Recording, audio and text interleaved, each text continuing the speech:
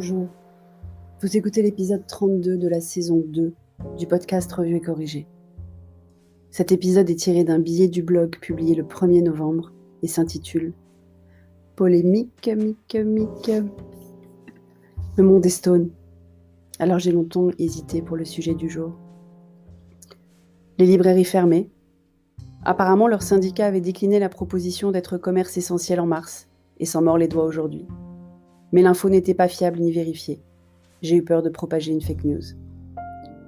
Les caricatures a continué de montrer. Certains disent ou pas. Ça m'a beaucoup énervé que des gens que je considère plutôt intelligents et éclairés sur d'autres sujets commencent à dire qu'il faudrait arrêter de les montrer. J'ai eu peur de déraper. Les derniers événements, qui seront peut-être même obsolètes entre le moment où j'écris et enregistre et le moment où ça sera lu ou écouté. Au moment où je vous parle, c'est le prêtre orthodoxe à Lyon entre la vie et la mort. J'ai eu peur que les mots dépassent, non, dévoilent ma pensée, avec trop de mots grossiers pour que petit homme puisse écouter l'épisode. Les atermoiements de l'éducation nationale au sujet de l'hommage à Samuel Paty et le raccourcissement à l'emporte-pièce du texte de Jean Jaurès, éliminant très pratiquement les contestations de l'éducation nationale du temps de Jean Jaurès. J'ai tellement de choses à dire que ça se bouscule dans ma tête. J'ai eu peur de partir dans de grandes envolées lyriques, difficilement compréhensibles, sur l'école et la laïcité, et de perdre pas mal d'auditeurs et de lecteurs.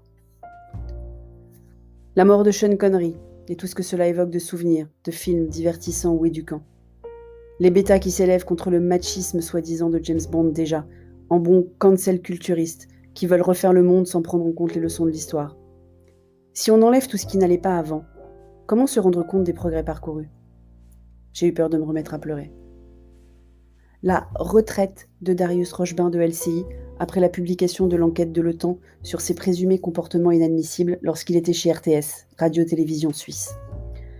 Un des seuls journalistes que je trouvais pas trop bête ces derniers temps, avec Patrick Cohen. J'ai lu le papier du Temps, très bon, mais j'ai eu peur de dégueuler.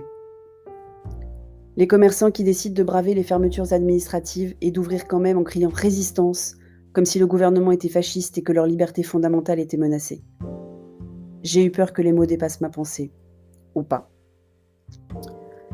Les gens qui font n'importe quoi dans les rues de toutes les villes de France, que les commerçants soient entrés en soi-disant résistance ou pas, sous prétexte qu'ils en ont envie, ou parce qu'il fait beau. La nature qui a décidé de continuer à nous narguer, alors qu'il a fait un temps pourri sur le lieu de mes vacances dont je suis rentrée 4 jours avant l'annonce du confinement saison 2. Les tweetos français qui cherchent désespérément à vivre quand même Halloween et à le faire vivre à leurs enfants, alors qu'il y a 25 ans, quand je vivais aux US et que je racontais les soirées, les déguisements et les bonbons, on me riait au nez en disant « Heureusement qu'on n'a pas ça chez nous, c'est débile ». Les élections américaines dans quelques jours, avec toutes les incertitudes sur la sérénité qui va accompagner le décompte long des voix et l'annonce attendue des résultats. Les rumeurs persistantes et qui ont l'air fondées, qu'en fait on en a pour 12 semaines de ce confinement nouveau, télé-école puis fête comprise. Parce qu'il ne faut pas trop vite se réjouir que petit homme aille à l'école apparemment. J'ai la tête qui éclate. Je voudrais seulement dormir. Merci de m'avoir écouté. Si vous écoutez sur Apple, surtout laissez un commentaire avec vos 5 étoiles. Et sur toutes les plateformes de balado-diffusion, abonnez-vous et partagez. À bientôt.